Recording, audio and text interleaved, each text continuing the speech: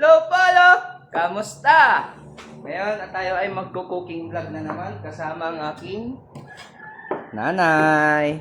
Simple lang ulam natin ngayon. Lutong Tagalog ito. Wala tayong kasamang Ilocano ngayon. Na day off nila. Kaya ang luto natin ay lutong Tagalog! Ginisang gulay. Ito, may kalabasa rin yan, may okra, may sitaw. Gigisa lang natin yan sa toyo. Yun lang. Simple, pero may prito na akong bangus.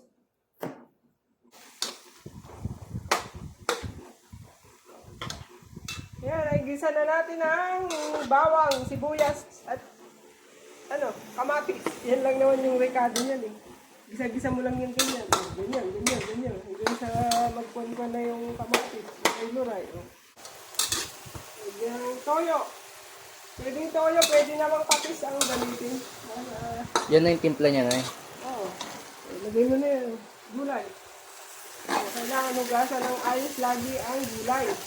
Para matanggal yung pesticide. Yung pesticide na ngayon. Kaya mas maganda tanim ng sarili. Ayun, haliin lang yan. Gulay, pangpaganda ng buhay. Oops. Lagyan ng konting sarap. Magic sarap. Ay, baking konti. Ayan. Ang sunod, nay. Yun lang. Tubig. Ano yan? Konting Nilagyan mo ng patis, nay. konti. Magic sarap konti. Oh. Yan. Tapos pa. Hindi mo ba haluin? Sariwa lahat yan. Kakapita. Galing sa... Yun, sa kaibigan ko. Tapan and wait for ilang minutes, nay. 5 minutes lang yun. Ayos na. 5 minutes, guys. We'll be back. Ayan, gawanda na ang kulay. O, diba? Mas maganda dyan, hot cook. Pero kung gusto mong lutong-luto, paanuhan mo ba? Maya-maya. Tignan natin. Pag ako'y tumitikim, yung dulo lang. Malupiton yan.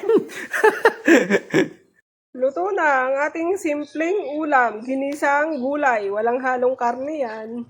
Yan, lutong Tagalog yan. Pero yung iba-iba naman talaga ang paraan. Meron din naman Tagalog, baka hindi ganyan ang paraan. Kaya libre bash kayo kung mali. Pero yan ang way ko eh. Malaga maluto, di ba mga friends? Kainan na! Tatatlo kami dito. Kainan na! Kami lang din eh. Tingni. Salitang Mindoro yun. Tingni. Ang ibig sabihin, tingnan nyo. Tingnan. Bukas wala na naman akong kasama. Aalis na yung bata na yan. Matagal-tagal siguro hindi makakauwi yan dito dahil umpisa na ng regular class nila sa academy. Ito naman ay uuwi sa 30. Naku, kalbaryo na naman ako. O, ayan o. At rin ang aming nalutong simpleng ulam. Gabi. Yan. Ginisang gulay, pero may prito kaming bangos. Ang kilo ngayon, bangos ay 240. Pero nakuha ko yan ng 210. O, di ba? Barat. Anong lasa? Ayos? Ha? Ano? Sarap.